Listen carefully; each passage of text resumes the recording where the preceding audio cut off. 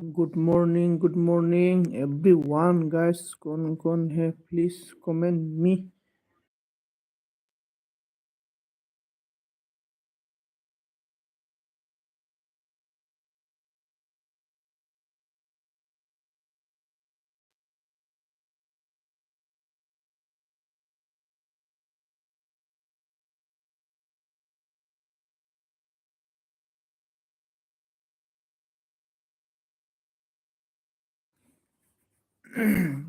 welcome, Anamika. Welcome, most welcome. Come on. Good morning, Anamika. Good morning, Sonadarna. Good morning. मा खालामदों खोन्थाहरदो?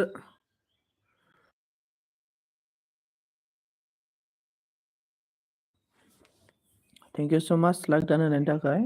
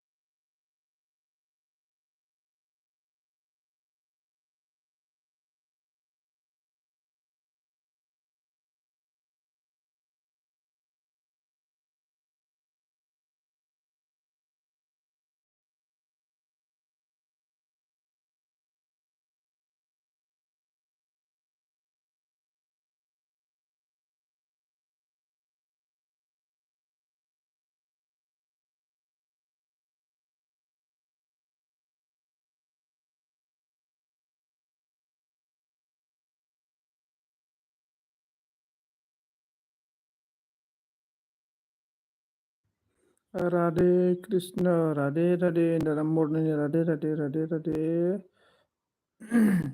Radhe.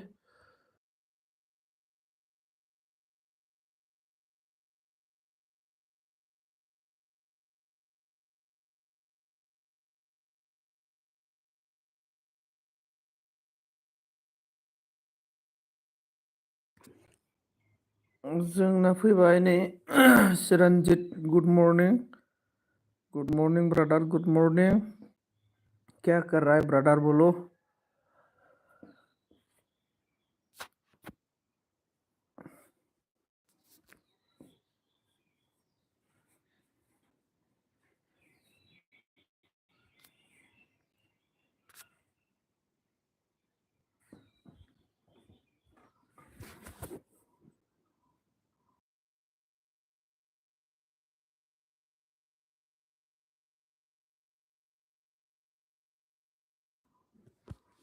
चिरन्जित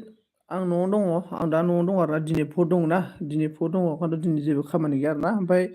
गाबोननिफ्राय आरोलाय खामानियाव लागायनांसिगोनलाय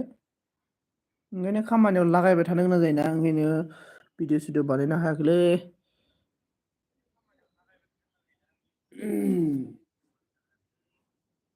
लागाव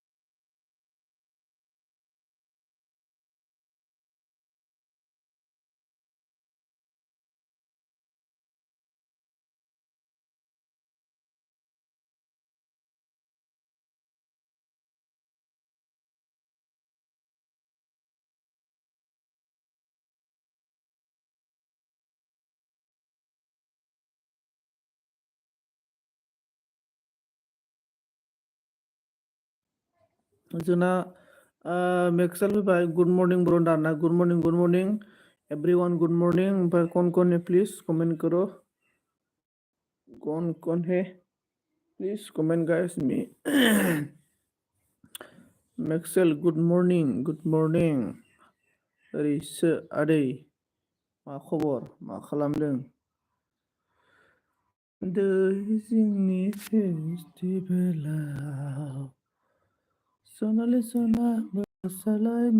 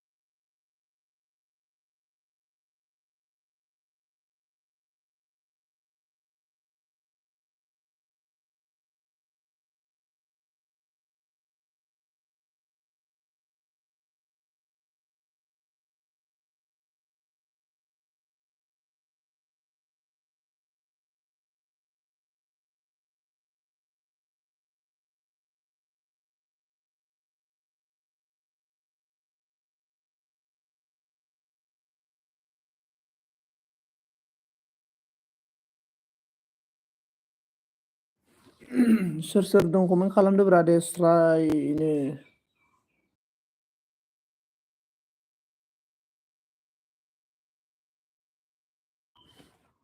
सोर गिदिं स्राद नै बिदि कमेन्ट खालामहरदो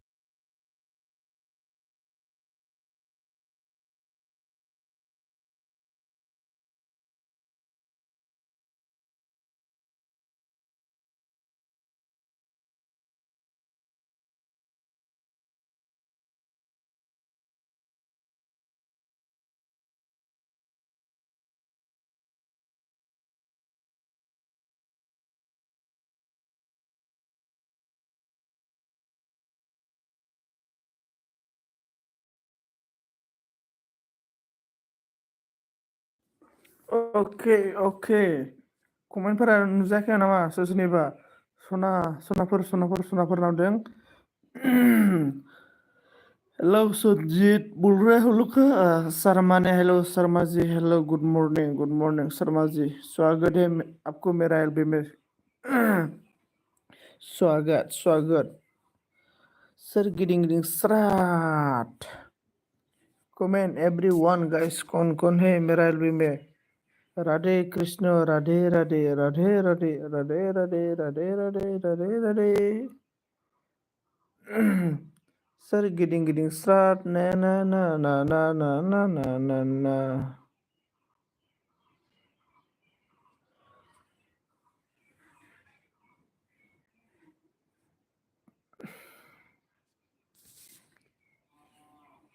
रंजित हेलो बोल रहा हेलो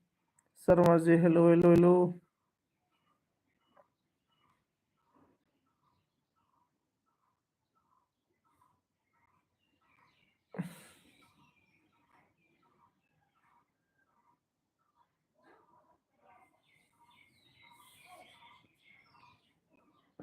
दे लोगोफोर सोर दं कमेन्ट गारना हरलाय एसे स्रादनो सोर गिदिं स्रादनो बिदि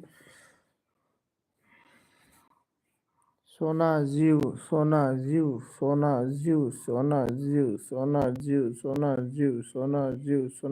आरोना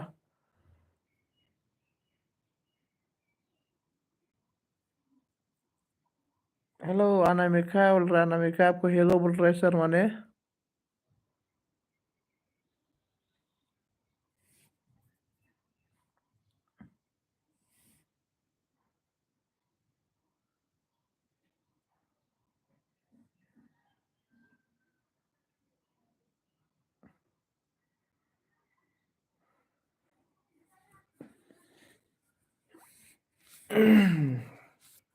सोर सोर दङ कमेन्ट खालामदो दे।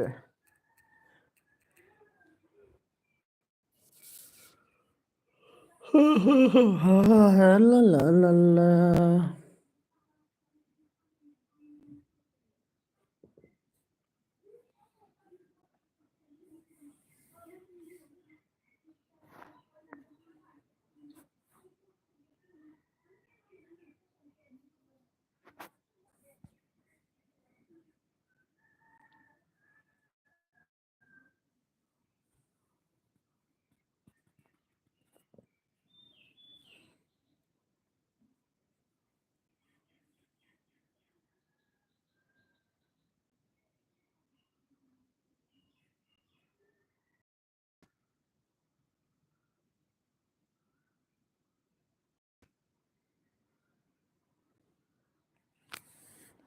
हाय शर्मा जी बोल रहा है।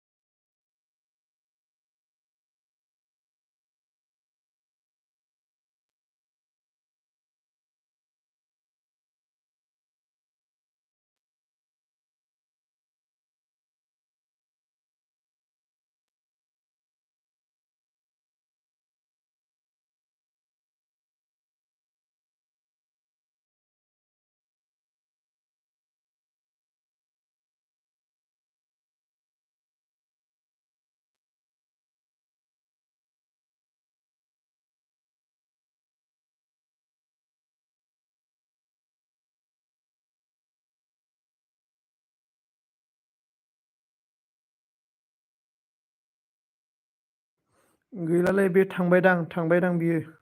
ओंखायनो कमेन्ट हराखै थांबायदां। सोर सोर दङ कमेन्ट खालामदो दे। 7 जन दङ आरोना 7 जन कमेन्ट खालामबाय दङ। साब्रै दङ। साब्रैयाव सासे कमेन्ट खालामबाय दङ।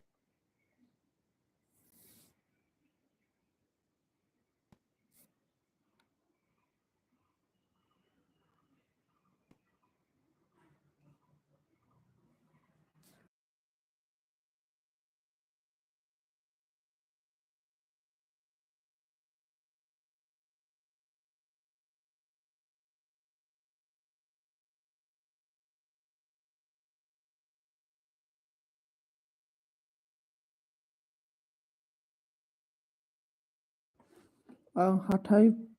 फुदोंहाय होनदों। अके हाथाय फुदों फु।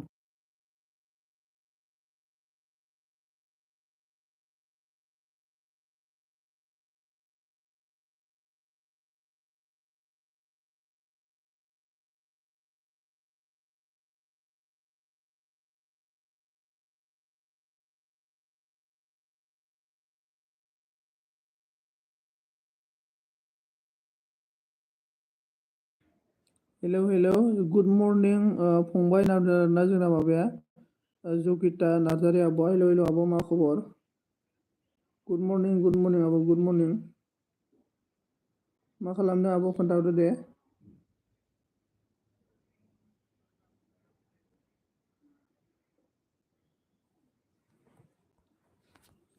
मा खालामदों आब' खोन्थाहरदो दे।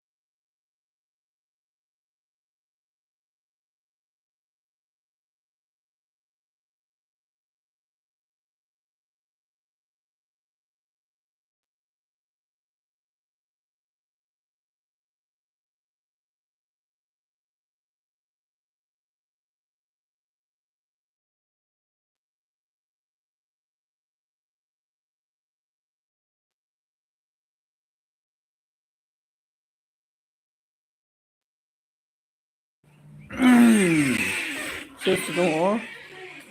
कमेन्ट खालामदो दे। गलटां गुलटां सोर गिदिं गिदिं स्रात अ ला ला ला ला ला ला ला ला ला।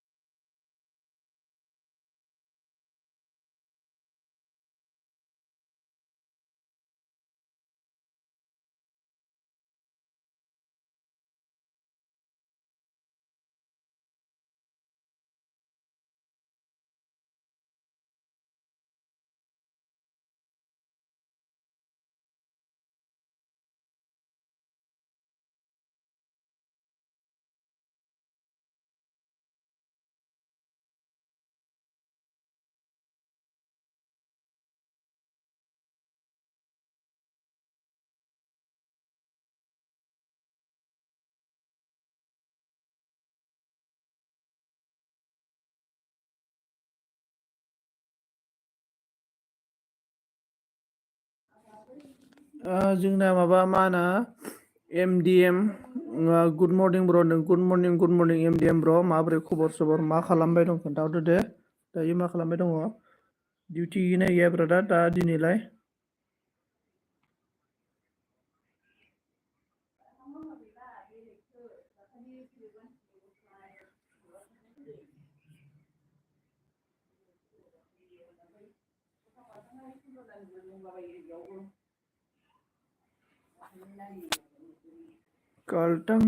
गुलटां सोर गिदिं गिदिं स्रात।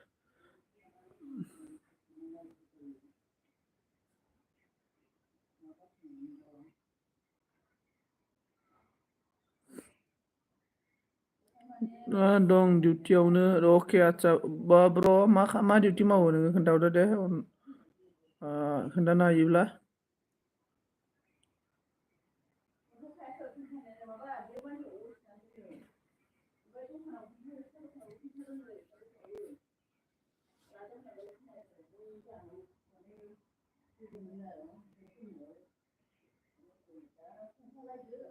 सोर सोर दं कमेन्ट खालामदो दे एभ्रिवान गाइस कन दङ।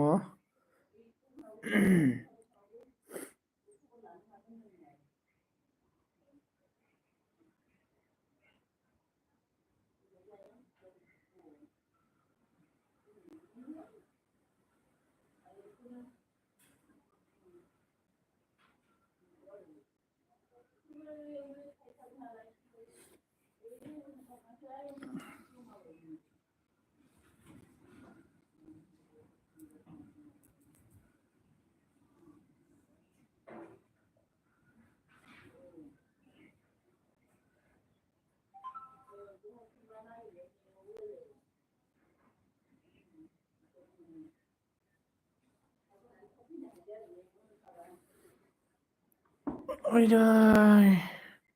जोंना पुर्निमा गयारियाबो गुड मर्निं नाब्राना good morning most welcome like खालामोबा लाइक खालामना होदो लोगोफोर सापर्ट खालामना होदो ओमफ्राय जोंना मा बुंखो खामानिया वाटार साप्लाइ पाम्प चालु खालामनाय दारावखि आदसा वाटार साप्लाइ खालाम थेंक इउ स माच खोन्थानायनि थाखाय थेंक इउ पुर्निमा लाइक डान thank you so much Purnima आब' लाइक होनो थाखाय एस बी कालाई ऑफिशियल चैनल लिखे वाला गुड मॉर्निंग सुरजीत बोल रहा है मॉर्निंग एस बी मॉर्निंग बेनिफ्राय मॉर्निंग सभी को मॉर्निंग कमेंट करो गाइस कौन है आं लेट्रिन हाउससो थांदोंमोन सना दारावखि आदसा लेट्रिन थांदोंमोन आरोना नाउ अन थेंक इउ लाइक डान thank you so much now like होनायनि थाखाय लाइक डान संजीत हम लोग का एस बी ने लाइक दिया thank you so much S B और एस बी बताओ और आप कहाँ से था एस बी को मैं कल मिला था ना एस बी आपको साइलिका एलबी में मोस्ट वेलकाम सभी को मेरा एलबी में मोस्ट वेलकाम लाइक होदो अननानै सनाफोर नारनानै सनाफोर लाइक होनांगौनो गासैबो नाव ब्र' न'आवनो दं नामा बाहेरायाव थांफिनला नामा पुर्निमा आब' साहा लोंना लायाखै नास्ता जाना जायाखै ओमफ्राय एस बी त्रिपुरा से मैं ओके अच्छा त्रिपुरा से ना और बताओ सुबह का नाश्ता हुआ कि नहीं हुआ सुबह का नाश्ता हुआ कि नहीं हुआ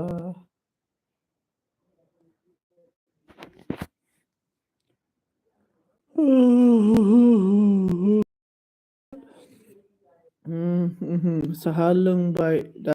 आरोना आदसा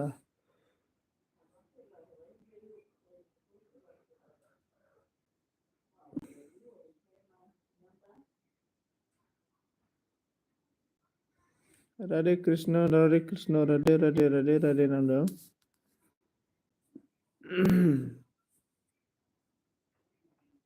सोर दङ कौन है प्लीज कमेंट करो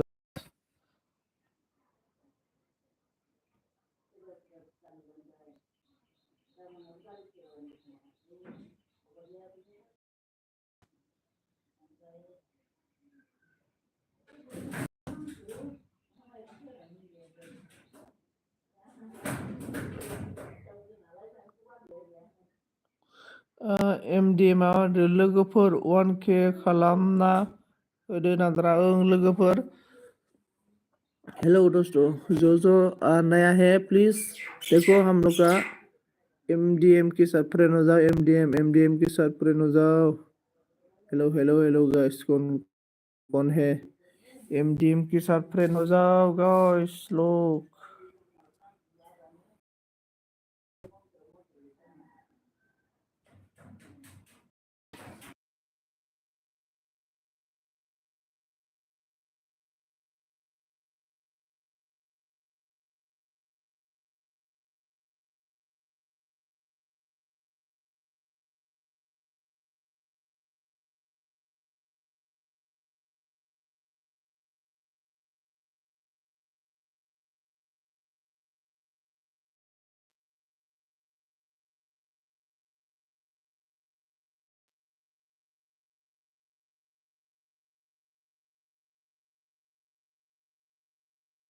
जोंना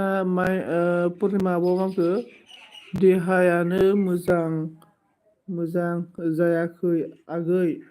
दुरबल टेक्स्ट लिरनो बादों सिरि खोनासंगासिनोल' आं दा अके पुर्निमा आब' अके मुलि जा आब' मुलि जा जोंना आहाय फ्रेन्ड नामजाना मुलि जा आब'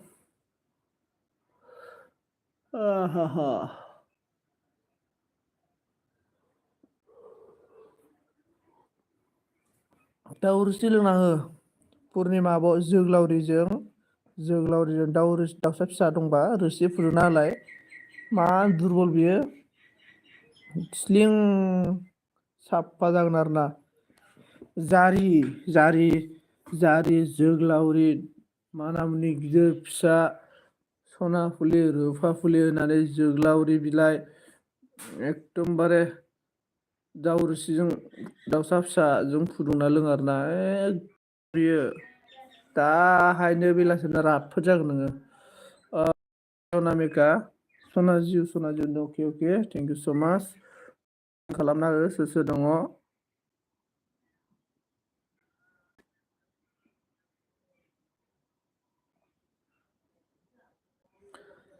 फोरमायस'हायै दाहाबो दङ नोंखौ लाना सिमाङाव फैनाङा रुजुनो मोगथाङाव फै रुजिनो दैमा दैसा बायदि बोहैबोनो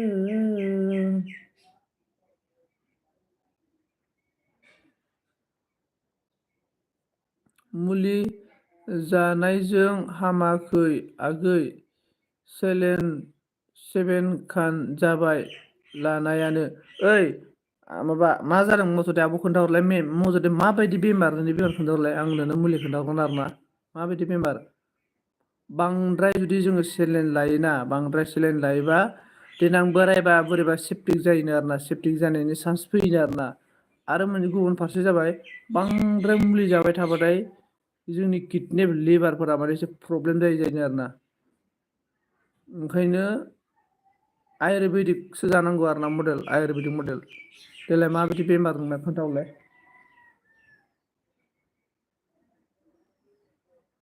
अनामिका डार्लिंग किधर गया तू। राधे राधे कृष्ण राधे कृष्ण राधे कृष्ण नाम जपना।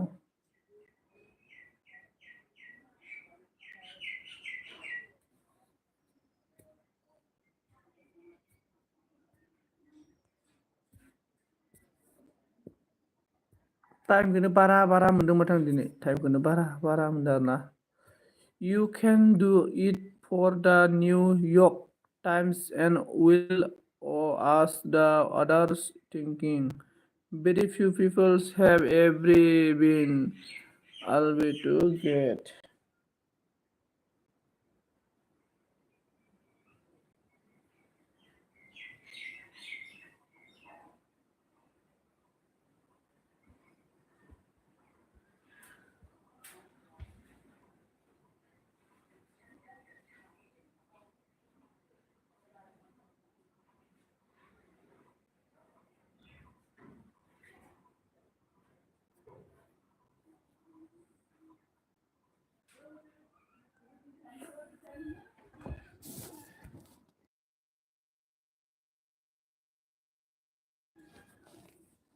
Please comment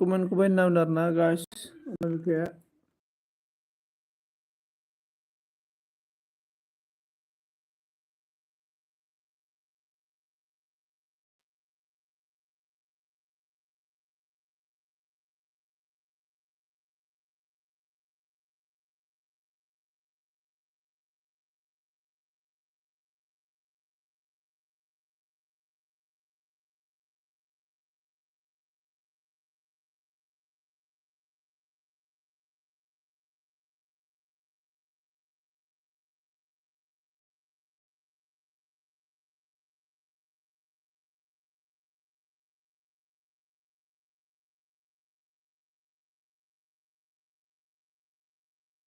माबोरै नेट स्ल' खोन्थाफैखो युसिमिकाया गुड मर्निं नाव दाना गुड मर्निं नेट स्ल' आपका नेट स्लो है या मेरा नेट स्लो प्लीज बता दो मुझे इसके बाद कमेंट करो यो है सोर सोर दं कमेंट खालामदो दे कौन है प्लीज कमेंट करो मेरे से बात करो प्रिंस आ गया हम लोग का good morning Prince good morning बोलो प्रिंस कैसे है गुड मॉर्निंग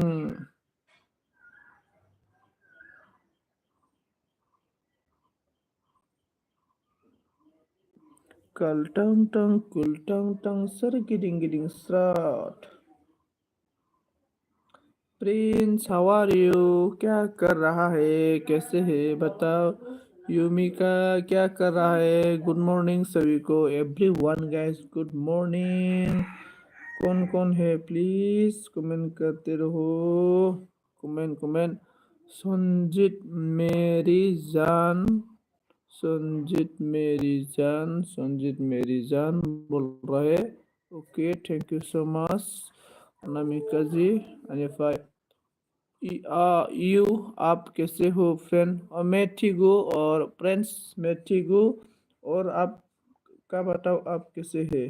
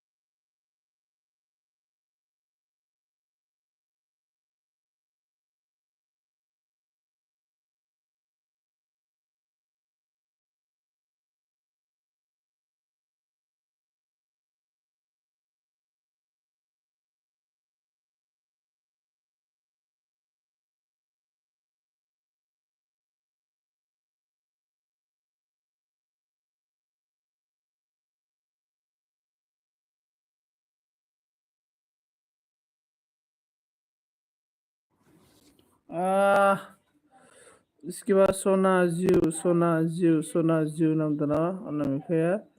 माँ मैं खाना बना रहा है। ओके, अच्छा खाना बना रहा है। अच्छा, क्या सब्जी बना है? अनामिका सोना जियो, सोना जियो, आंनि जियो सोना।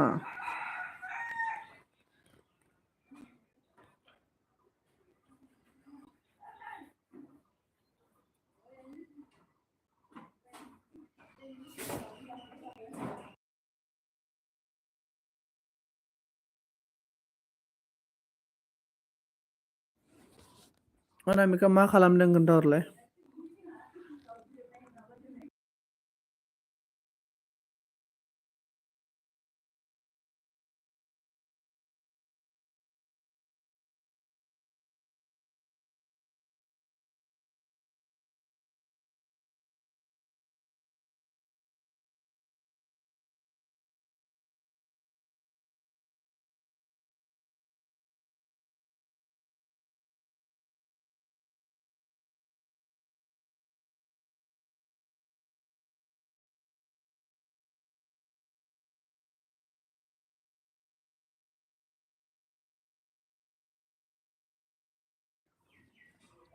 रुटि नादों। हाय, आं दाना रुटि नादों।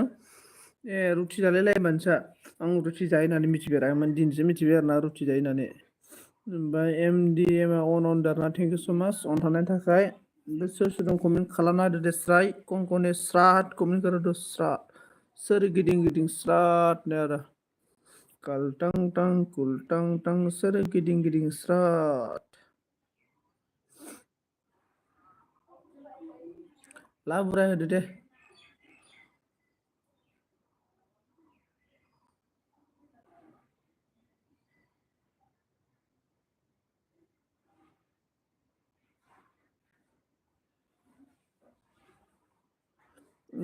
स्वर स्वर और पुम पुम पुमकिप ओके, स्वर और पुमकिप।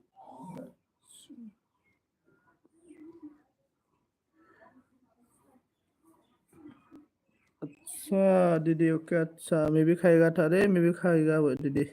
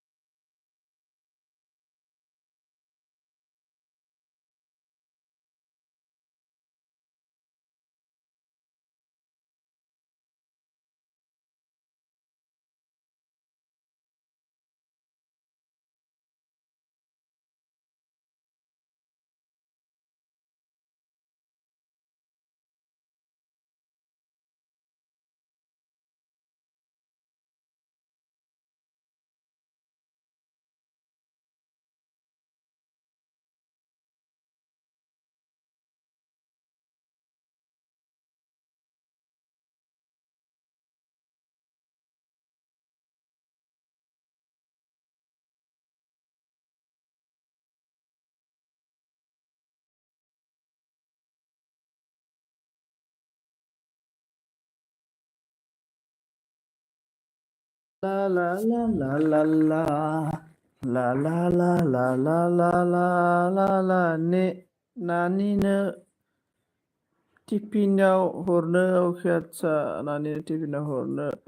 आजाव दिनै भट जोंनासो फनो आजाव त्रिपुरा में खिला दो क्या अच्छा जाएगा जाएगा एक दिन जरूर त्रिपुरा घूम के आएगा मैं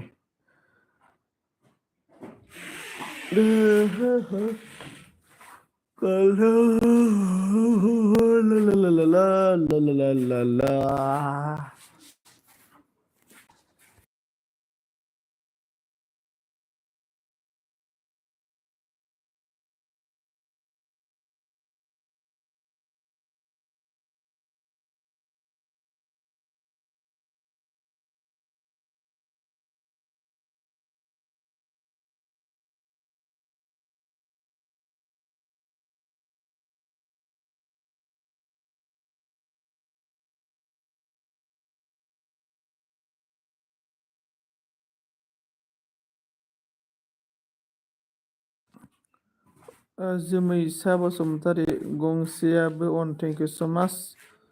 अन थानायनि थाखाय मानो दानखो मेसेजखौ दाननाङा होनना बुङो गावसोरनो आरो मेसेजखौ दानलायबाय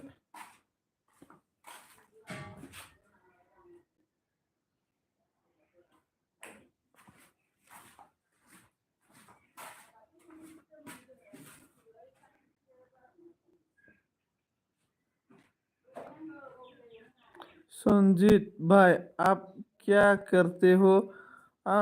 फ्रेंड्स मैं तो अभी क्या करेगा पढ़ाई सराय भी नहीं है और इसके बाद मैं अभी काम करता है गांव में मतलब इसे गांव में मिस्त्री का काम करता हूँ मैं आजकल थोड़ा मतलब मिस्त्री बर्तमान मिस्त्री का ही काम कर रहा है सरि नांजारा मानो मा गोसोजों दानखो जेनेबा ओमफ्राय मानो सरि बुंला बेखो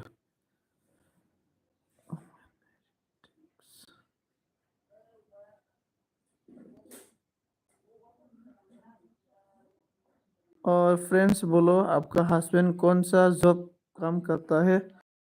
ऑन लो थांबाय ब्रो ल थांबाय दादा ल ऑन लो थांबाय bro okay okay MDM okay अच्छा ओ भाई ना दादा ना फ्रेंड्स बोलो फ्रेंड्स आपका हस्बैंड क्या काम करता है फ्रेंड्स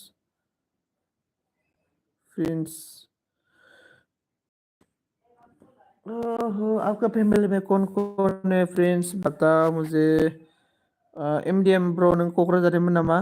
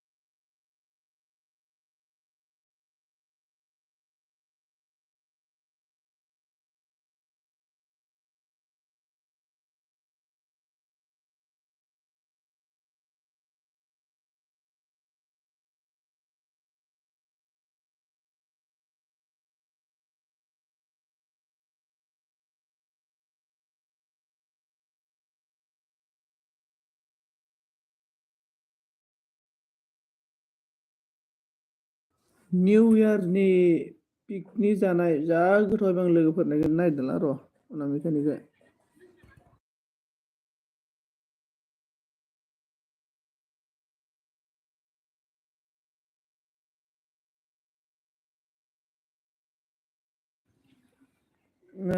क्या बोला मैं और हस्बैंड वन वन बेटा है मैं कुछ तो नहीं कुछ तो नहीं करता है हस्बैंड CRPF है ओके CRPF अच्छा बहुत अच्छा रे आपका बहुत अच्छा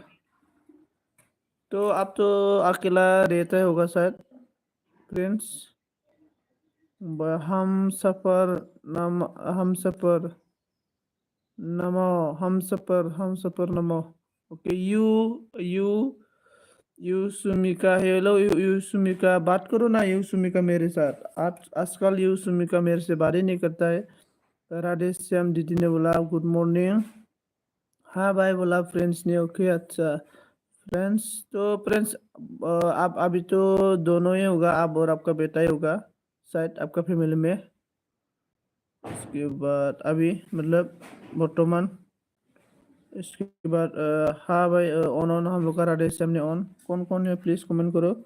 खाना खा लिया क्या नहीं खाया अभी तक नहीं खाया और आप बताओ सुमिका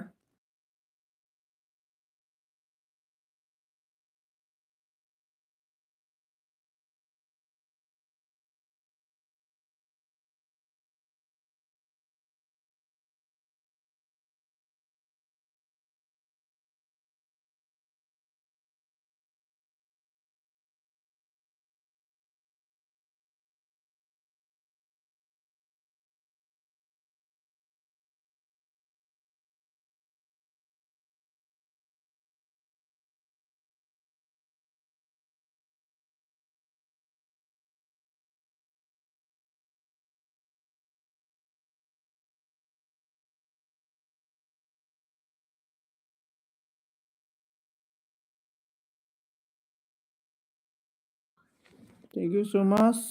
फ्रेंड्स ने ऑन है ऑन थैंक यू ऑन रहने के लिए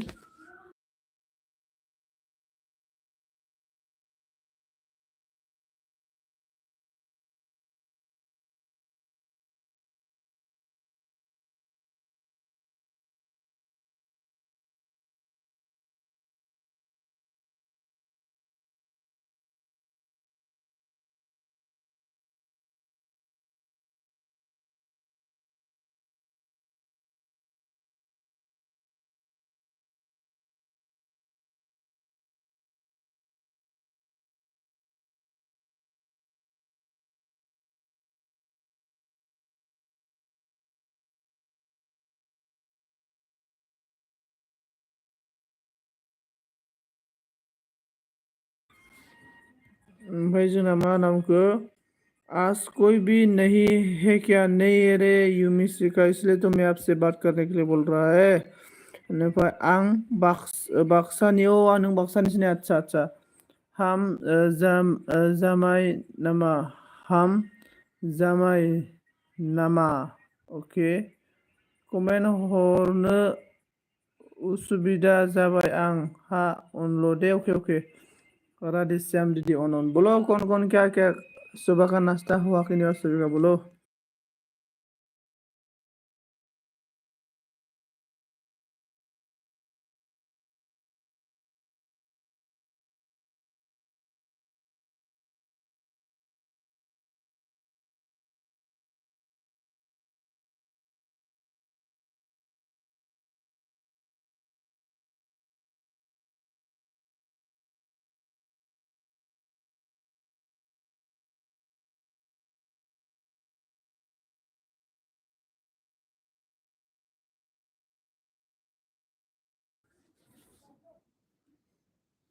इसके बाद मादामखो ब्लु होना लोगो नायनो दाना ब्लु लाय लोगो नायनो अके ब्लु ने अके अनामिका लाइक दोनथ'बाय आङो। मा जाखो ब्लु नेट जाला नामा नेटआनो स्ल' जादों ब्लु बाय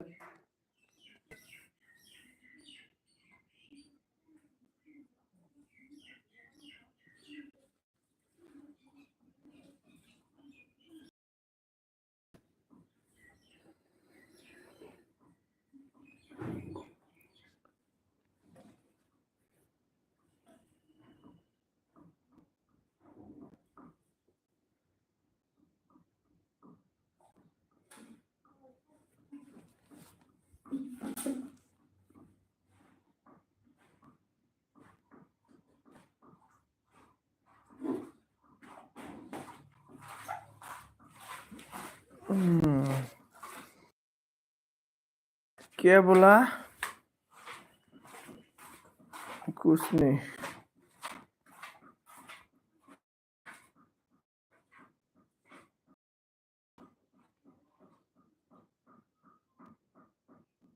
संजीत शादी शुदा है संजीत शादी शुदा है संजीत भाई नहीं मैं सिंगल हूँ मैं शादी नहीं हुआ फ्रेंड्स शादी नहीं हुआ मैं सिंगल हूँ फ्रेंड्स ओए सिंगल हूँ मैं सिंगल एकदम फुल सिंगल जिधर भी जा सकता है मैं जिधर भी घूम सकता है फ्रेंड्स ने on thank you so much friends इसके बाद संजीत शादीशुदा है बोल रहा मोरा डीबी बोरो आ गया मोरा डीबी बोरो कब देखा मुझे शादीशुदा I am full single I am full एकदम बारे प्योर सिंगल हूँ मैं प्योर कमेंट करो गाइस कौन कौन है कमेंट करो लोगोफोर रायजो राजा नोंथांमोनखौ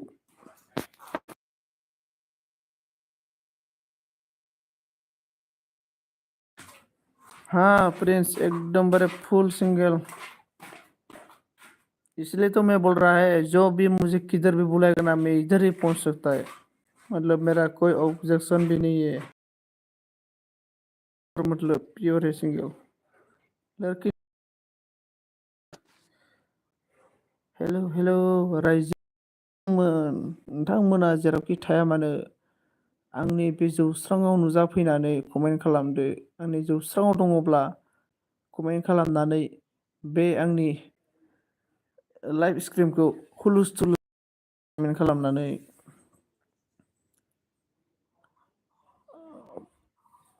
बोलो और क्या पूछना है पूछ लो दोस्तों क्या क्या पूछना है सभी का आंसर मिल जाएगा भाई उसमें क्या होंदों किंती देर बाद हाँ पूरा सिंगल रे उसमें का क्या करेगा फुल सिंगल फ्रेंड्स ने बोला on thank you so much friends on रहने के लिए और आप लोग का क्या क्या आपको लोग का लव स्टोरी मुझे भी बताओ गाइस लोग एवरीवन डीबी बोरो मोरा ने किधर चला गया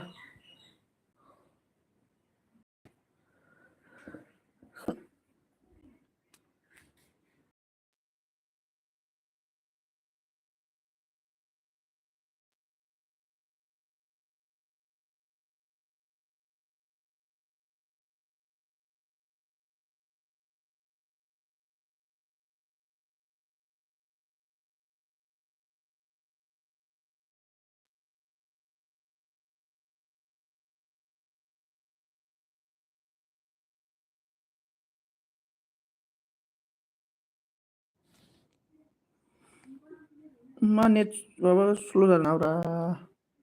ना कमेन्ट हराखिसै बोलो फ्रेंड्स आपका खाना पीना रेडी हुआ कि नहीं हुआ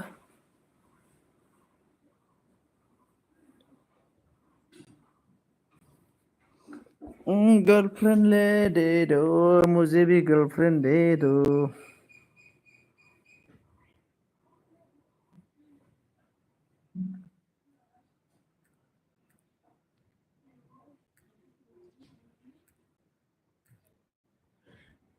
नहीं हुआ बोल रहा अच्छा नहीं हुआ जायाखै नाद्राय जायाखै दोनों का भी नहीं हुआ। अच्छा कितना टेस्ट दी भी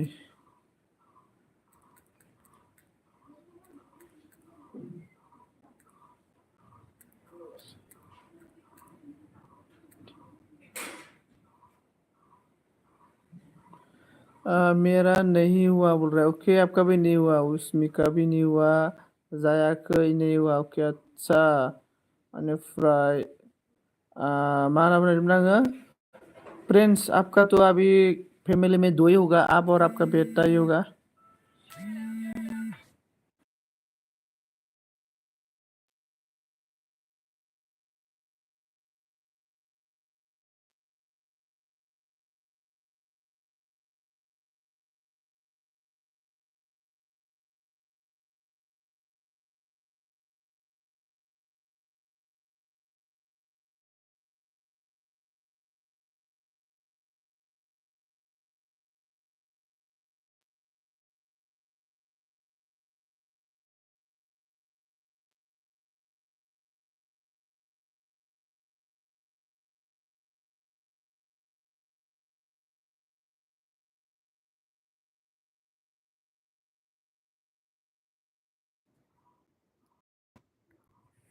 इसके बाद उसमी का वीडियो रनिंग ओके बैक हरफिनदो आरोना। क्या क्या बोलता है आपका गर्लफ्रेंड नहीं है क्या? नहीं रे उसमिका एकदम रे full I am full. Usmika I am full pure single. हाँ मैं और बेटा हूँ, वो दोनों ही ओके। रात में डर नहीं लगता है फ्रेंड्स? रात में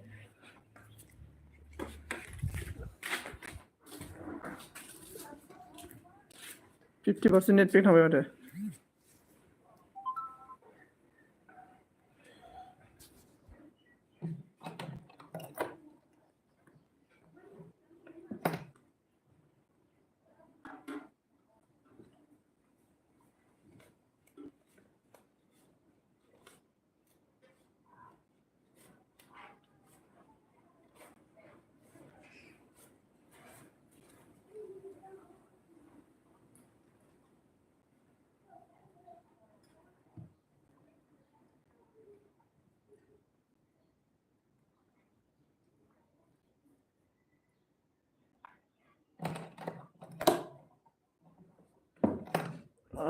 मा होनना बुंखो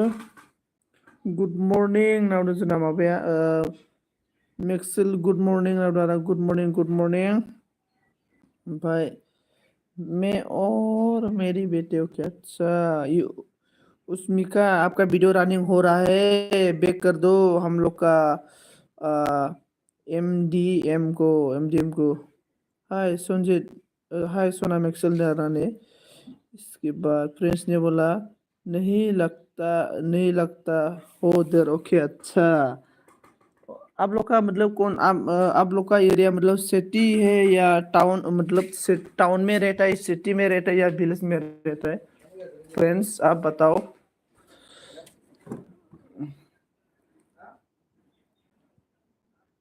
और इसके बाद गुड मॉर्निंग अंकी सोना नावदार। Good morning everyone.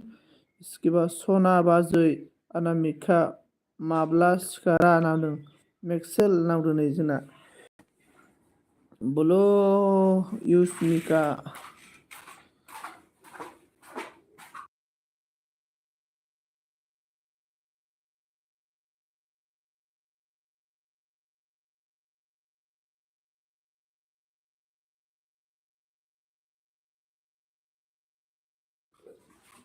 ओमफ्राय साहा लोंबाय अनामिका ब्लू होन आरोना अके। खामानि मावदों आं दाना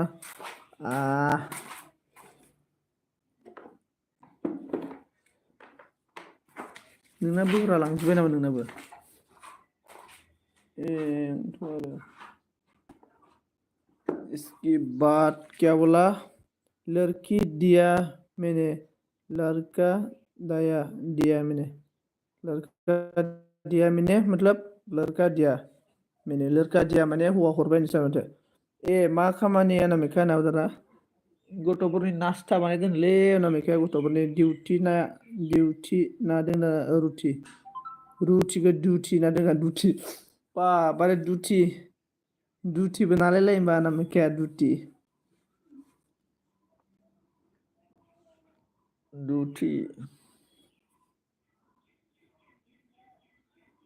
मा दुटिब्रा माबानोलै मेक्सेल ब्र' बै दालाय बोराय बोरायफ्रा मा होनो गामसा बायदि गाना होमबा बेखौ दुटि होना होमबा बे दुटिखौ नादोंनो माने गावा में रे जाएगा रे प्रिंस एक दिन जरूर जाएगा भाई मैं खाना खा लिया ओके यू सुमिका आप अकेला अकेला खाना खाया मुझे छोड़ के अकेला अकेला खाता है ये सुमिका मुझे छोड़ के खाना खाया रे अकेला अकेला नाम दादा जोंना माबा फ्रेन्ड्सआ नोंखौ थोद फाग्ला हाखु दाखु जादों आंहा नारना हाखु दाखु जादोंनो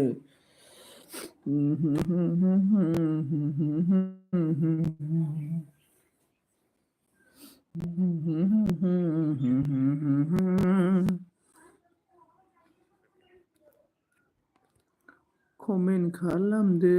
कमेन्ट गैया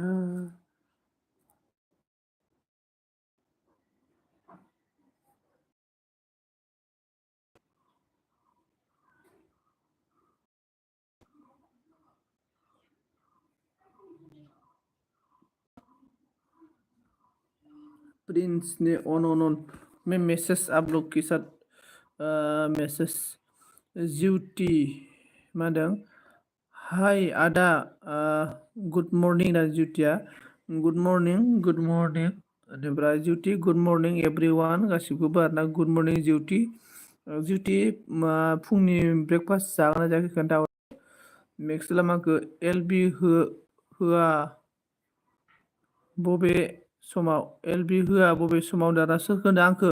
आं एलबिखौ 6:30 होदोंमोनलै एलबिखौ एकदम मानसियानो गैया आरोना मेसेजखौलाय मा होनो मानसियानो गैया आरोना ओमफ्राय अनामिका एलबि होआ बबे टाइमाव अनामिकाखौ सोंदों नामा ओमफ्राय जायाखै आदा दासो संगासिनो अके मा संखो खोन्थाहरदो दे फुंनि जिउटि ओमफ्राय प्रिंसनि ऑन प्रिंस ओके प्रिंस और आपका मतलब ओनली 2 ही है और आपका मतलब हस्बैंड का मतलब फैमिली नहीं है मतलब माँ पिताजी ऐसा नहीं है आप लोग के साथ मतलब दसथायाव आगै सना आंना दारा 10थायावनो अनामिकाना 10थायाव एलबिआव अनामिकानि एलबि 10थायाव जिउटि अबाव थांखो जिउटि बसुमतारी फैगोन दे अनामिका होनो आरोना आलु ओमफ्राय मैथाजों ना अके मासि गोथावलै सोर संदों जिउटि सोर संगासिनो दङ आलु ओंख्रै नामा मैथाजों ना आलु ओमफ्राय मैथाजों ना आरोना आलु भाजा मैथाजों ना जागोन नामा उसमिका साबधान कमेंट चेक ओके इंदिरा उसमिका किधर गया देखो हम लोग का एमडीएम ने आपको साफ किया है और कमेंट चेक करके बैग रिटर्न कर दो आं संदों आदा अके नों संदों जागौमोनलै आंबो नों संनाय ओंख्रिखौ जागौमोन आंबो नों संनाय ओंख्रिखौ ओहो आलु जहल मैथाजों नाजों भाजि बायदि आरोना गिरबि मडेलनि ना अके आदसा गोथाव जिउटि प्लिज नायना कमेन्ट हर नायना जिउटि भिडिअ नायना कमेन्ट हरबाय साबधान बेग प्लिज रिप्ले बेग मी ना जिउटि नोंखौ जोंना मेक्सेल ब्रादारा नोंनि भिडिअखौ नायनानै नोंखौ सापहरबायनो ओमफ्राय दा कमेन्ट नायनानै बेग खालामफिनबानो जाबाय जिउटि ओंख्रि संखांबा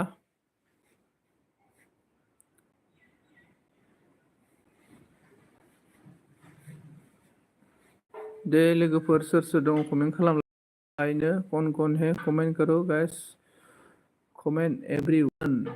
मूवमेंट Oh, ladies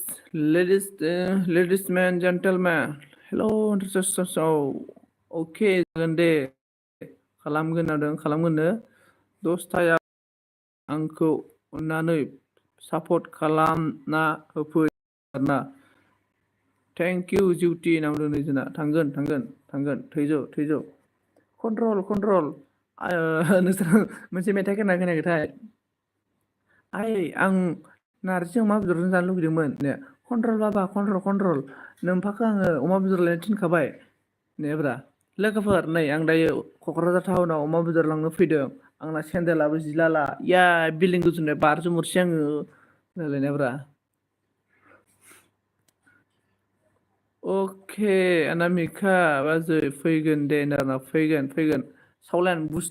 बुसले सावलेन माबा बुसले सावलेन मास्टार आरोना मा फिल्म मोनथाय र' बावबाय आङो ड्रिंकिं मास्टार फिल्म नायगोना नायाखै नोंसोरो ड्रिंकिं मास्टारनि सावलेनसो फोरोंग्रा बायदिसो नुबाय आङो मेक्सेल ब्रादार नोंनि माबाखौ प्रफाइलखौ या है नेया बुसले नेयालै थेंक इउ भेरि माच सनाफोर नामदाना थेंक इउ भेरि माच नामदाना ओमफ्राय सन्जय ब्र भट होनो थाङा आरो थांगोन भट होनो एसे माबासो सोआवसो थांगोन आङो बेलासियावसो थांगोन आरो ना ओंखाम 12थानि ओंखाम जाखांनासो भट हैनो थांगोन आङो माने नायगोन आरो ना सोर माबायदि कन्डिसन सोलिगासिनो दङ एसे गरनैसो मोनगोन नामा कन्डिसना बेखौ नायनासो थांगोन आं भट होनो दानो भट होबा सोंब्रलाबाय माथो ओइ नों दानो फन हरबाय होननानै बेखौनो एसे थैज' आरोना दा बेलासियावसो हैगोन आं मन्त्र ओम नमो नमः गंगायति नमो नमः विष्णु जनायक नमो नमः ओम नमो नमः तरातिमाला नीना नादामादा पंक्रमेना सा कौन है गाइस लोग कमेंट करते रहो कमेंट करने से मुझे पता चल जाएगा हेलौ रायजो राजा नोंथांमोना जेरावखि थाया मानो आंनि कमेन्टखौ मोजाङै मा होनफ्लांखो आं मा जाखोथाय मामि नारजि अमा बेदरजों जानो नारजि अमा बेदरजों गुड मर्निं ओंखि लाइक दान थेंक इउ स' माच सबिता लाइक होनायनि थाखाय बिराद इन्ट्रेस्ट जादोंमोन ना मैया सबिताया गोरजासो लाङोखायलै आयु सबिता नारजि अमा बेदरजों जागौमोन आं नारजिजों कन्ट्रल बाबा कन्ट्रल हस्बैंड का मम पापा है मम्मी हस्बैंड का मम पापा है घर में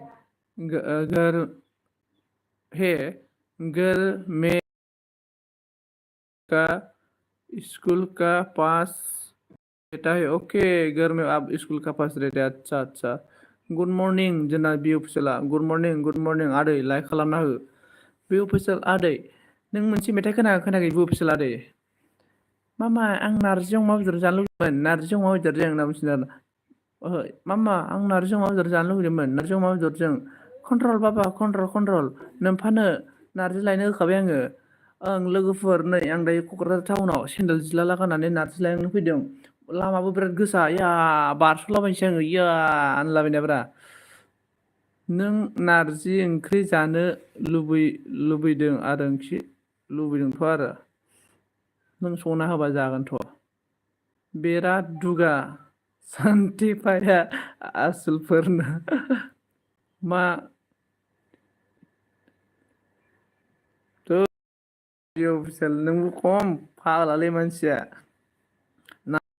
जायनो गैला नोङो बि अफिसियेल नाथुर जायनो और फूल और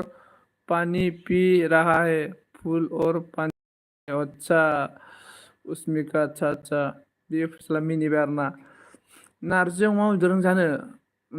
खोनायाखै दे बे अफिसियेला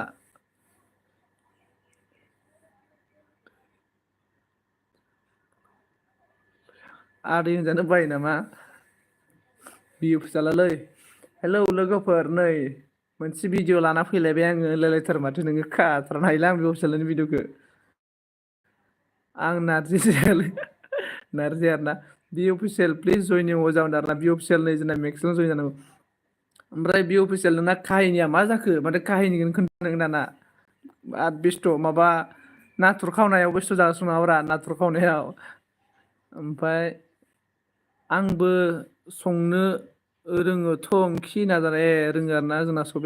सबिता जागोन आं दे नों संनायखौ र' मालाबा थांगासिनो दं आङो नोंसिनाव बेरायनो ब्लु डेड' सनजित ना अके दे दाउ ब्लु डेया किसको चाहिए ब्लु ओइ बि अफिसियेल एकदमबारे नोंखौ थाङोनो जोंना माबाया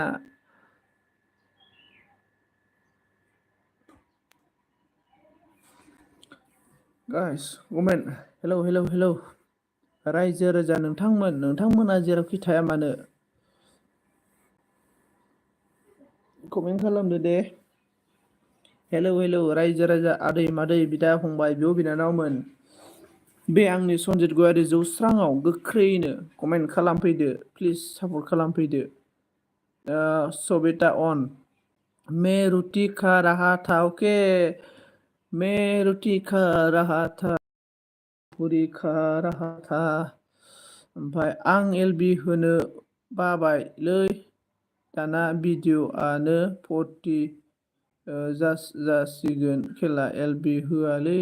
होयै आदसा ओमफ्राय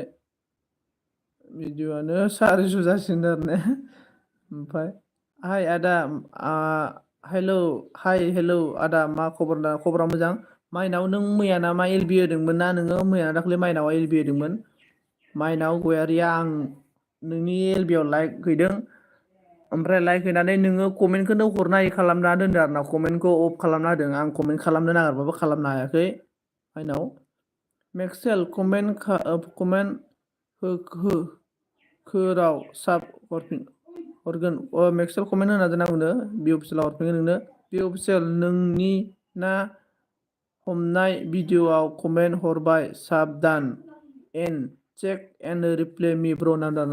हमनायाव हरबायनो बि अफिसियेल ना खावनायाव सबिताया अन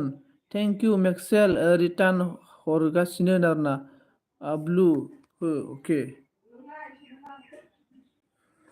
होबाय अके अन आमलका फ्रेंड्स ने अन ओके फ्रेंड्स बोलो कैसे फ्रेंड्स हेलो फ्रेंड्स मुझे फॉलो कर दो फ्रेंड्स मेरा फेसबुक इंस्टाग्राम में मुझे फॉलो करो फॉलो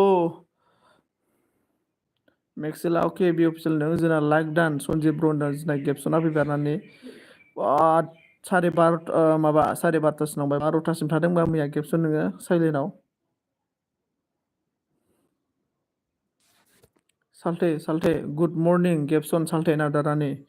जोंना कमेन्ट गै सोर दङ आदै मादै साल्थेमोन सबिता सना गुड मर्निं आंनि जिउ होनबाय नै ना गेबसन सबिताया गोरजासो लाङोनो गोरजा थाहैनो हागोन नोंलाय गोरजा थाहैनो हाबासो सना जिउ बुंनांगौनो दै मर्निं मेक्सेल साल्थे नादारना मर्निं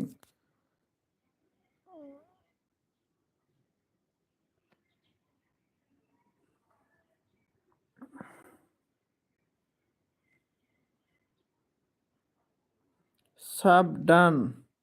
कमेन्ट चेक मेक्सेल ब्र होनदों नै थाखैजायो सन्जिब बर' होनदों मालाय जाखाबाय एकदम फिक्स साहा लोंदो ना दे अके जागोन दे नेम क्या है फेसबुक में मतलब फ्रेंड्स जो मेरा इस वीडियो में लिंक है मतलब मेरा कितना भी मैं वीडियो डाला है और अभी जो मैं लाइव चल रहा है ना इसमें भी मतलब डिस्क्रिप्शन में मेरा फेसबुक और इंस्टाग्राम का लिंक है और आप फॉलो कर सकते हैं मुझे इंस्टाग्राम फेसबुक में फॉलो कर सकते हैं नो प्रॉब्लम फॉलो करो सबिता मा से उन्दु गादुरिलै नांबाय नै जोंना उन्दु गादुरिनो सबिताया ओमफ्राय मेक्सेला मा होनखो अके बि अफिसियेल ब्र नादो आरोना ओमफ्राय माइ कालारफुल जोंना वार्डआ मा बुंखो लाइक डान 15 लाइक डान thank you so much thank you सभी को thank you most welcome guys everyone guys कौन ने प्लीज गाइस सपोर्ट मी आं मोजां जादोंना गाइस मोन खिन्थालाय सनजितनि नेमखौ सेनटेपा दोनबाय आं दाना सेनटेपा सनजित ब्र आं ब्रास खालामनि आं अन दोनसै अके ब्रास अके गेबसन अके बाजै गावदां अनामिका बाजै गावदां आंनि जिउ सना दारनानै जिउनो आरोना आं खामानि मावदोंमोनलै कम्पिउटाराव दहायनो सिखारदों आं 5टायावनो बे अफिसियेल दाना मा खामानि मावोब्रा जोंना सबिता गोरजा थाहैनोसैलां सबिता नोंजोंनो ओमफ्राय बाहा थेफासो होन आरो सनजितखौ अनामिका थेफासो होनबायलै सेनटेपा बोरै जाखो हाय ब्र अन रोहंगी थोड़ा पे रखेंगे ओके अच्छा colourful okay word okay thank you so much on रहने के लिए और आप कहाँ से था और आप कौन सा स्टेट से था प्लीज मैं मुझे बता सकते हैं क्या आप मैं जान सकते हैं क्या आपके बारे में माय कलरफुल वर्ड ओइ आगै सना गिब्सन गुड मर्निं दों सबिता कम्पिउटाराव खामानि मावलायनाय नों बायदि हिनजाव नांगौमोनलै सबिता आइ लाभ इउ नै बि अफिसियेला बि अफिसियेल बारे बारसिनखाबायलै हले बि अफिसियेला माबानाय बायदि आरोना बि अफिसियेल नों मोनसे काहिनि मिथिना मिथिया आरे सेनटेपानि मिनिङा मालै अनामिका दाना एकदमबारे सेन सादोंनो आरोना ओमफ्राय नाया थांगौ होनना बुङोनो आरोना ओमफ्राय सेन सादों आरोना ओमफ्राय सेना मा बुङोनो फैदो फै हाबफै ना जाहानि न'आव हाबफैनो आरोना ओमफ्राय जेब्ला हाबबाथाय ख्रोब गैला आरोना बे अफिसियेल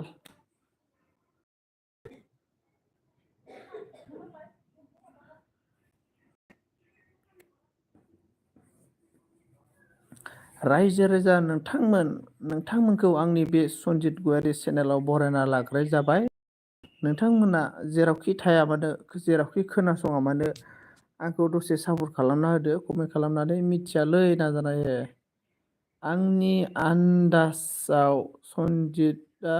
थेफासो जागोन सना मोनदाना सनजितआ थेफा जागोनखाय एगजामनि कुइसन पेपार बानायदों आं स्कुलनि गथ'फोरनि बे अफिसियेल दाना जोंना सबिताया मास्टार मावो लोगोफोर सबिताया मास्टार मावो सबिताजों गोरजा थाहैनांसिगोनलै आङो मास्टार मावो ना बेनिफ्राय माय कलरफुल साबधान रिटर्न मी बोल रहा है ओ बाय ब्रो बोल रहा है ओके माय कलरफुल ओ आपको फ्रेंड्स ने सब किया था फ्रेंड्स को बैक कर दो कमेंट देख के प्लीज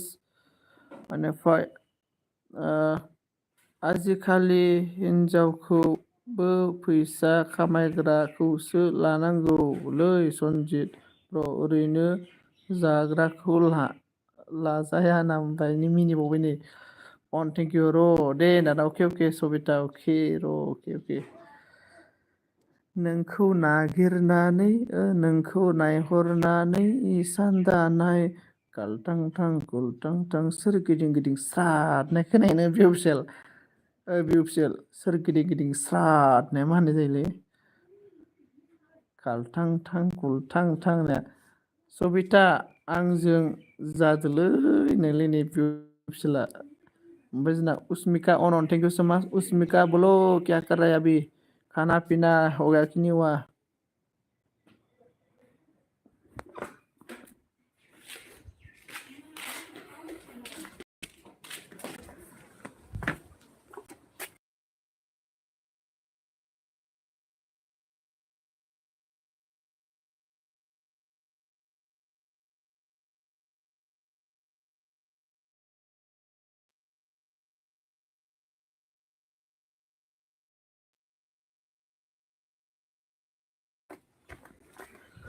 लोगोफोर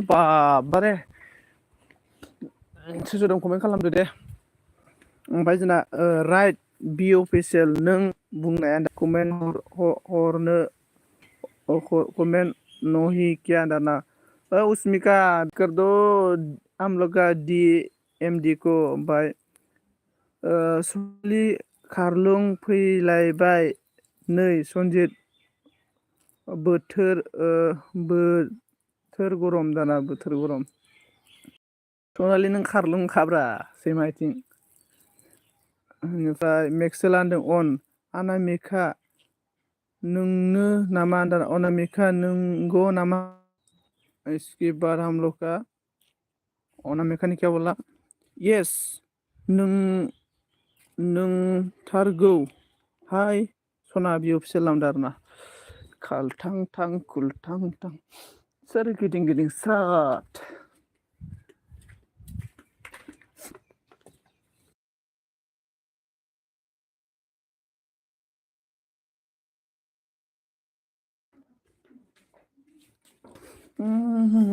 र' नोंखौ जमगासिनो दाना दे जमबाय था सनालि जमबाय था नोङो बे सनालियाना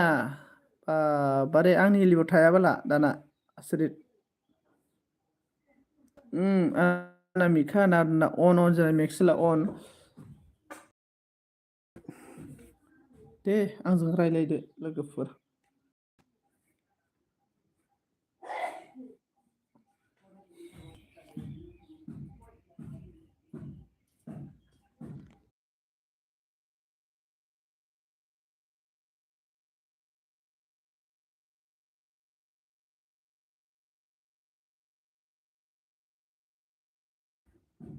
मा होनना बुंखो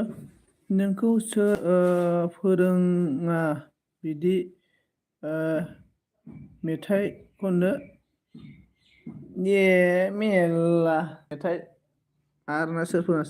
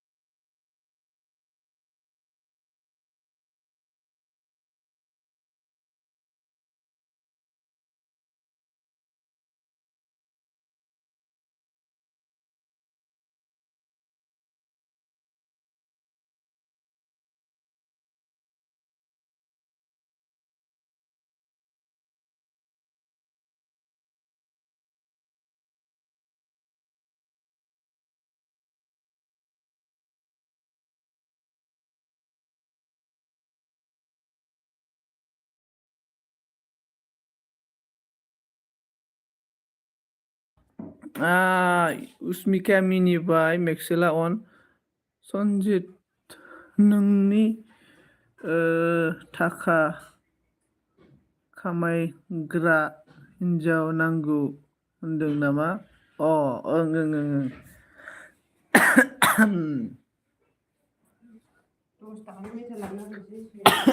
आंबो लाबो मेथाइ बिस्कुटसो लाबोनांसै मानो ओइ बिस्कुट आयालाय आंनो पप लाबोनो होलाय पप दंबा ना फुरि लाबोनो फुरि आं जाहैनो माने बादोंला थांनो 10 फैसा खुस्रा गैयालै आंनाव आज ना मेरा चिकेन बा दाउला दाउ नामा दाउला खासि संजीत बाय बाय ब्लू ले लो thank you so much friends दीदी मुझे इतना मुझे सपोर्ट करने के लिए और फ्रेंड्स दीदी जरूर मुझे इंस्टाग्राम में फॉलो करो जरूर मुझे इंस्टाग्राम में फॉलो करेगा बोल के मैं आशा करता हूँ आपको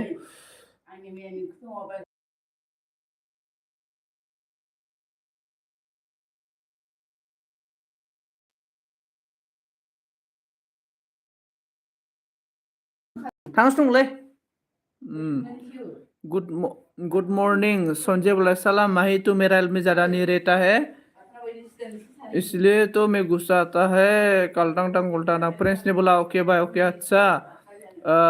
गोरजिया थाफै सनजित आंनाव जाना सनालि मालाय नोंना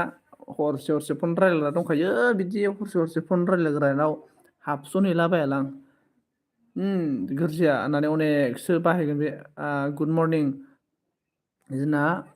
प्रान्जित गुड मर्निं महरखौल' नायना लाब गैया खामायनो रोंनाय नायनांगौ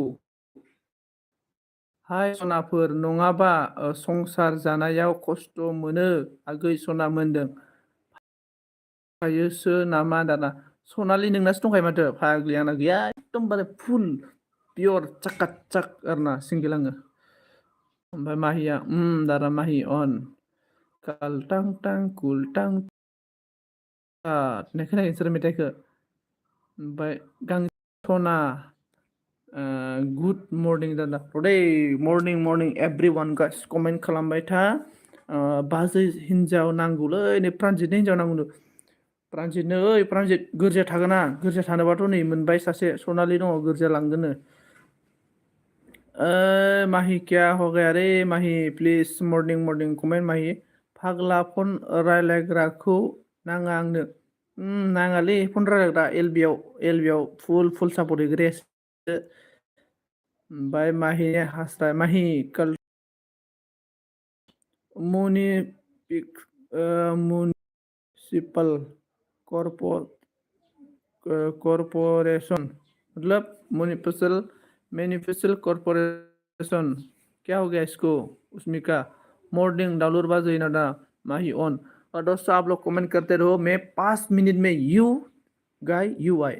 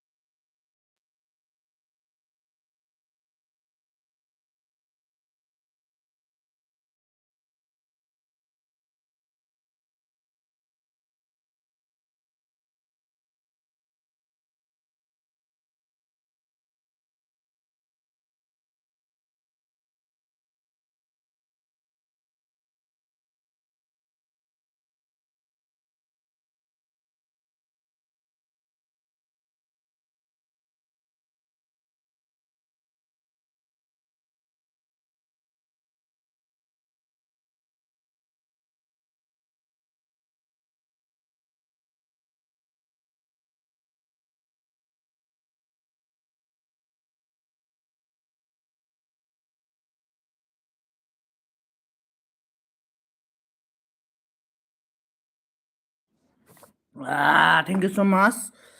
ओइ मा होनखो र' दै सरि आं नायफिननो हमखो। माबोरै खबर प्रानजित नांदों आरोना अन थेंक इउ स्किप बाट एलबिआव फैबाय थाबाबो मानो हिन्जावखौ आगोसुनाय हिन्जाव फैबाय थाबा मोनोथ' आरो आसना मेरा बहुत काम है थोड़ी देर में ये बात करेगा ओके गार ना ओइ सनजित ओंखाम संना होफै जि दानियां बारे ओमफ्राय दुलुर सना आं दिनै सोलाबा अके thank you so' much Ranjit most welcome Sanjit लाइडान थेंक इउ स' माच मानसिफोरनि मुझे बोलो बात करना कि आता है के अन थेंक इउ जागोन सना नेनानै थागोन आं अके आं जेबो खोनायाखै दै दावराव थार होनदां अके सुमित गेमिं हेलौ फैयाबाथाय दुखु मोनो गोसोआ सनाफोर नाबा खम मोना रां मा खालामदोंमोन मा होनो देवबाराव माने गामियाव पस्ट दं आरोना बोराय मानसि आरोना बोराय एकदमबारे बोरायनानै थैबाय आरोना ओमफ्राय समबाराव पस्ट दङ नालाय मराकास ना दस्रा मराकास दङ बिनि खामानि मावनो लिंफैदो आरोना खालामना र'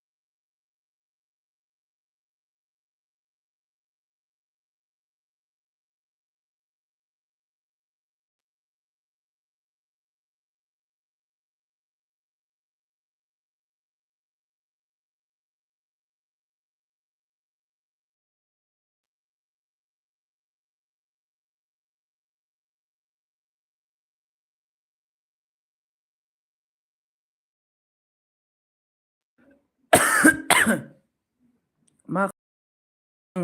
दुलुर हाबा जानो बिराद लुबैदों आङो उसमिका आपको सपोर्ट का कोई भी नहीं क्या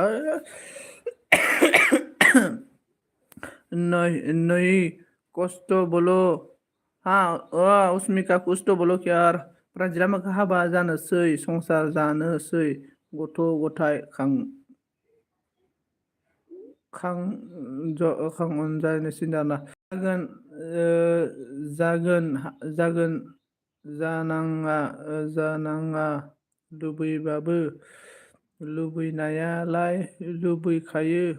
गांजेमा सना दाना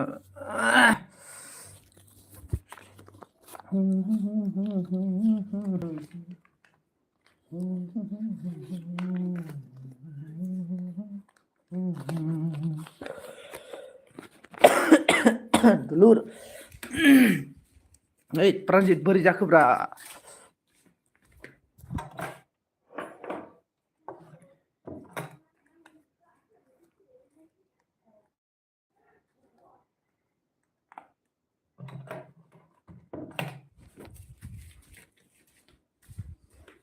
सनालि कारेक्ट ना माखो सनालिया मालाय जि दायोनोलै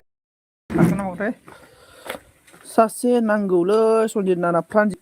आंनावथ' मिसाखौलाय मानो प्रान्जित बुहुत एभेलेबेल दं दै आंनाव प्रान्जित ओमफ्राय दायो आं माबोरै हरगोन जेनेबा नोंनि कन्टेक्ट नाम्बार गैयाना आंनाव मैया दाख्लैनो हरबायमोन आङो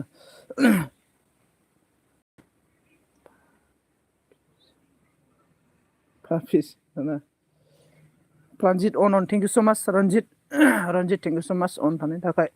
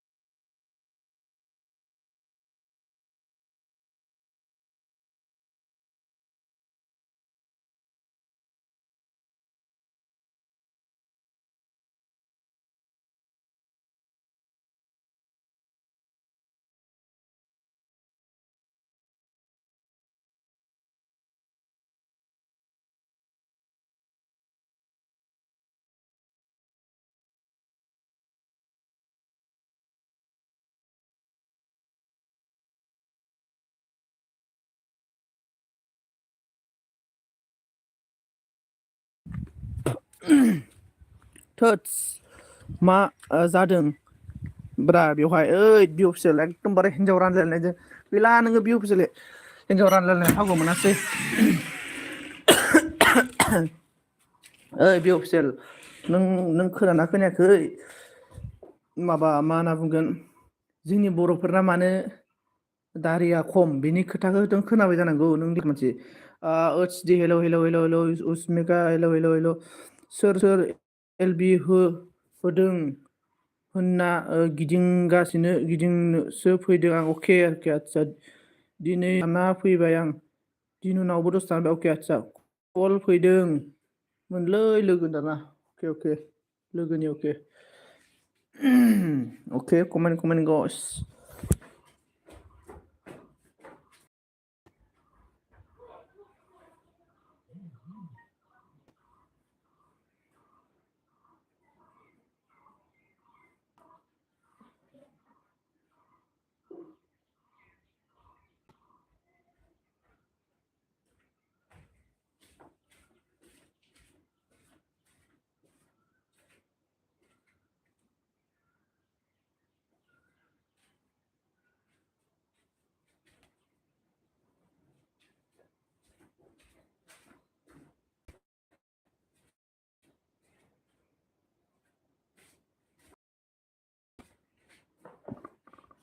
नेट स्ल' जाबाय नामा आं खोनायाखैलै आं बिदिनि नलेज गैया अके नेट प्रब्लेम जाबाय फ्रियावनो बाल आगै आं जे मा होनदों फ्रियावनो बाल र' दे आं सोलाबला अके प्रानजित होनदों अस्मिका अन अस्टि अन थेंकिउ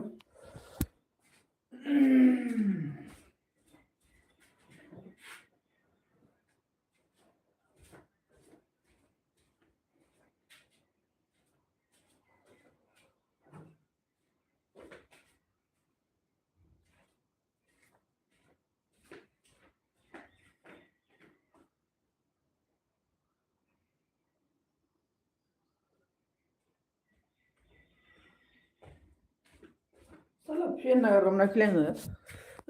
कमेन्ट अन थेंकिउ कमेडि देखो उसमिका देलाय कमेडि बुंलाय कमेडि बोलो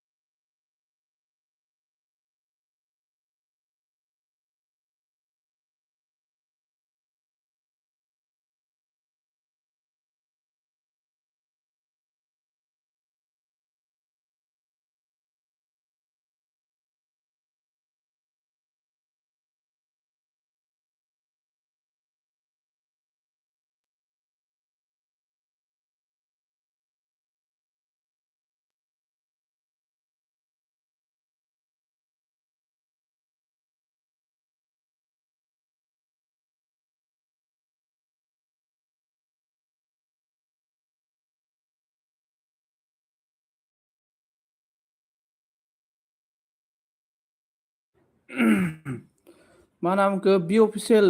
गैया आथानि साबआनो बाराया नोंलै साब बाराया मा बुंनो बेनिफ्राय ये उसमिका मा जाखो बि अफिसियेल आपको जॉइनिंग किया है साबे करोनो सनजितनि गोसो थोनाय फन हरलायबायनो गोसो थोनाय नङाब्रा बले गोसो थोनाय हरनो नैलाय नामखौ नायब्रा मा नामखौ नायब्रा हरनो जादलै जाद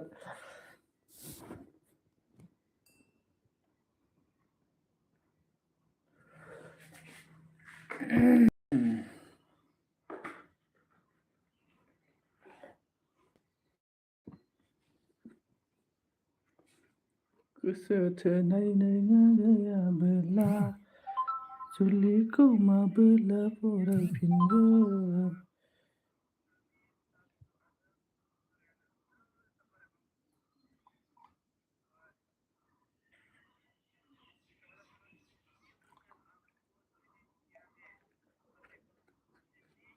जोंना आरदिया जा मिनिबायलै आरदि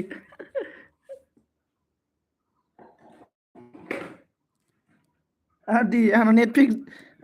उसमिका थांबाय नामा दा उसमिका थांबाय नामा नों उसमिका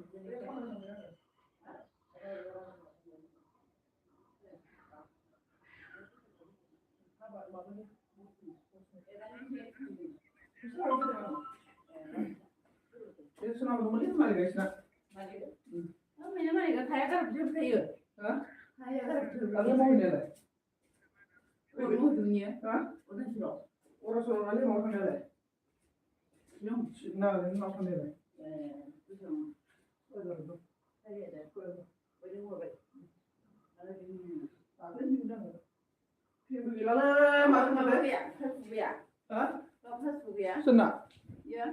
पासबुकआव हरना डिस्टार्ब जायोना फैसाखौ उसमिका गया मालूम नहीं दे कौन कौन गया कौन कौन आया हाँ 100 बायदि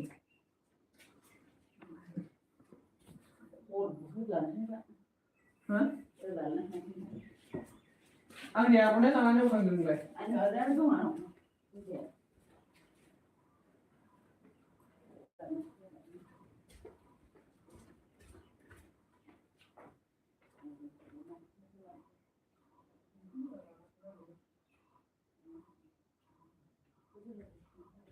चला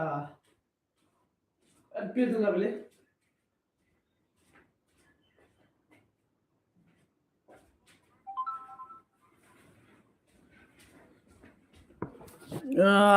रावबो कमेन्ट हरला माथो ओंलै मा जाखोथाय रावबो कमेन्ट हरला फाग्लासो आंबो माबा लंपेन्ट नागिरगासिनोलै माबा आरदिफ्राव लंपेन्ट नागिरदों लंपेन्ट नागिरना मोनाखै आङो पेन्ट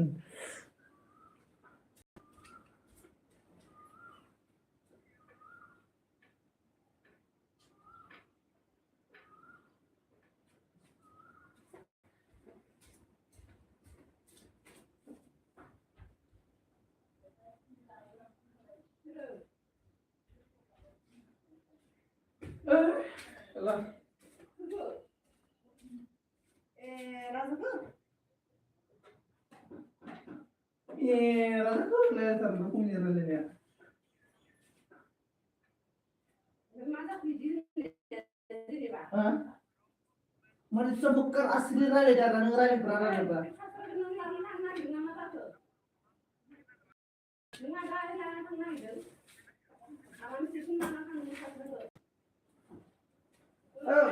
अमारनि आर'नाइ गस्ला गाननानै आरो अमारनि आर'नाइ गाननानै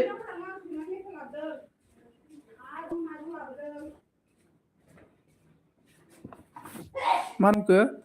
दे सनाफोर आंहा बेस्थ'हाय होननानै ओमफ्राय जोंना आरदि देवबाराव बाला फेनबो गैलाना लानाखै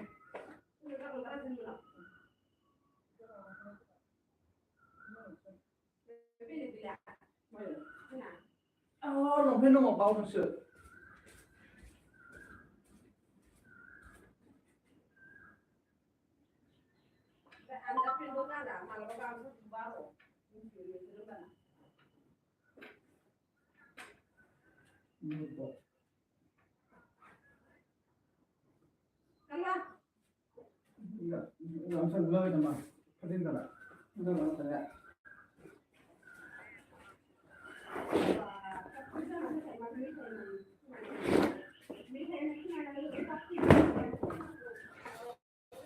मा नामखो अनामिका बाजै नोंबो फैबा दंखायो आगै सनानदो दंखायो अनामिकाया दहायनो दंखायो।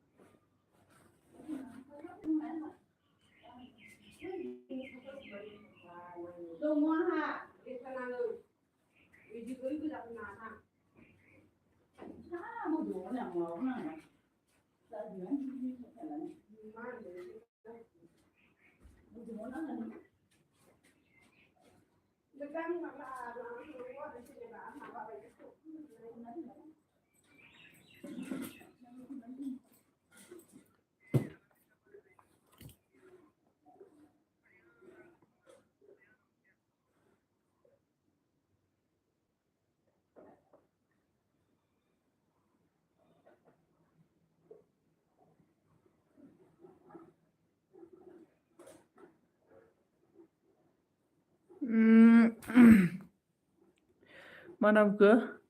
ओइ सन्जिब ब्र आं गाबोननि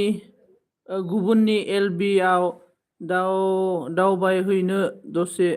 लाइक होना फैनो आं अके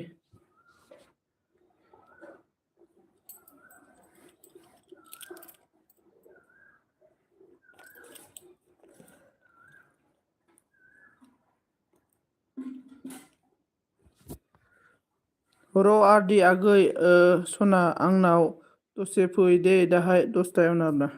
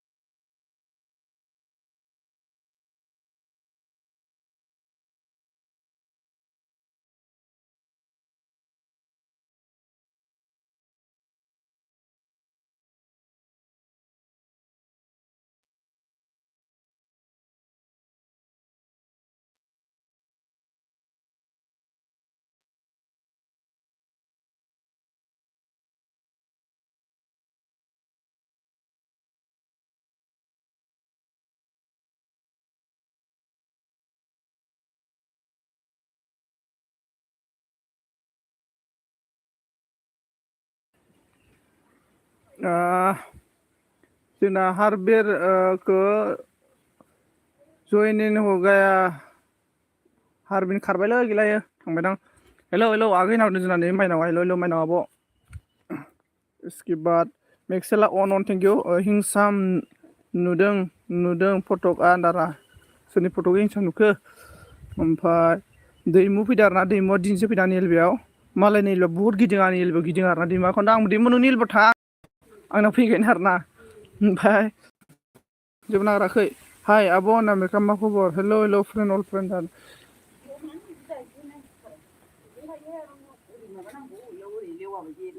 अबेयाव मा लेवानो गोमबोरा खननै फरायनो थांगासिनो दंनो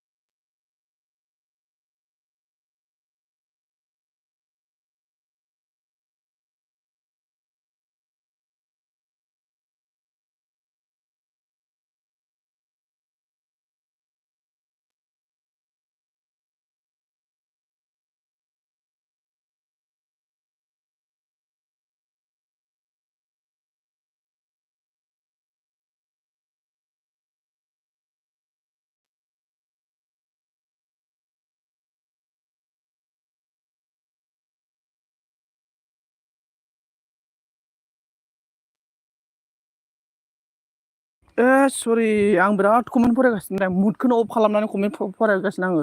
होद लस जाबाय दे आं फरायगासिनो कमेन्टखौ मुडसो खालामना दोनफ्लांदों आङो मावनानै मिस्टेक जाबाय आरो ना फाग्लासो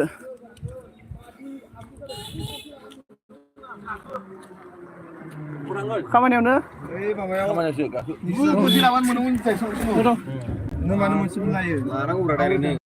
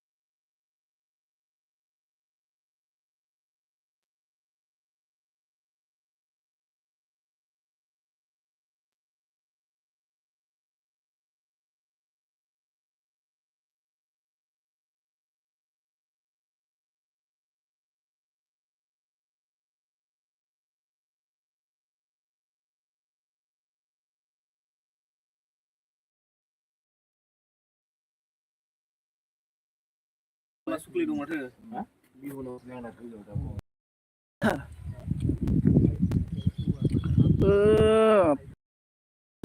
लांफै मेक्सेल साल्टे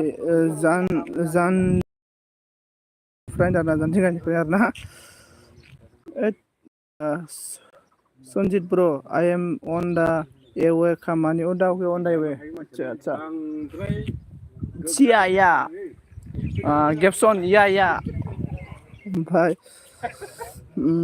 मा होनो आरोना आं सन्जितखौ बुनो फै आंनियाव फैया बे मा होनना दैमु आं बुनो ओंखारलायबाय बा दैमुआ साना नायब्रा दैमुआ बिबोनांखौनो बुनो ओंखारलायबाय आयु ओमफ्राय मेक्सेल नामदो आरो ना या जोंना मा होनखो र'निफ्राय फरायफिनसै आङो सन्जितआ सिख्ला रानदों ओमफ्राय नै नों ना हिन्जावखौ थाला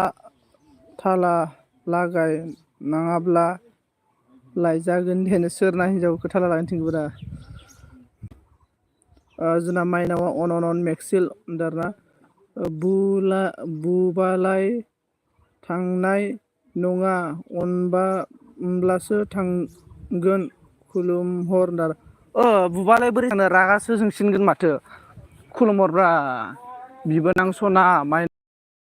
गोदै बुंहरलाय गोदै बुंबा मा होनो थाङा बियो बारसिनलायगोन थांनो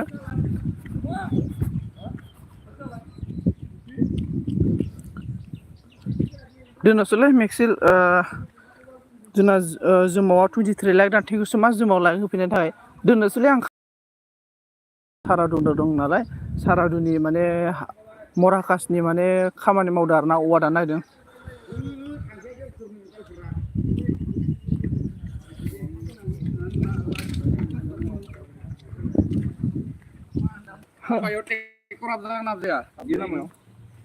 इलाइखौ बोखारनांगोन नङाब्रा लामा बायनाय लामा बायनाया गिदिर मानसिजों गेला फिसा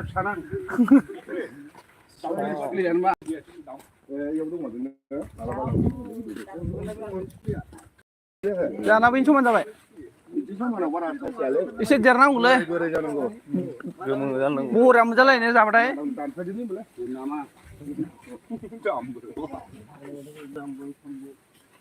बरिया बरिया गोमोर थांबाय नामा थेगला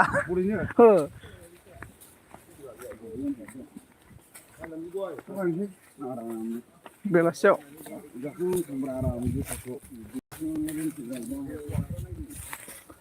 फबेसे औवाखौ दानगोन गोसो बायदि एसे Gora Gora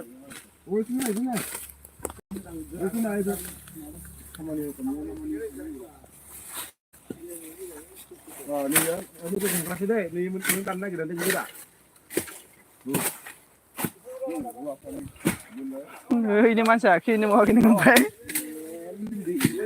Sat. Nama nabi nafsu nama. Apa nak? Mana ada nafsu dah ya. Sini. Mana ada nang niat tapi bayar kan swimming pool bonai deh. Pengen yang bari ke arah amun dulu di sana mana. Gaya boria tak kue nama. Salah jadi nih.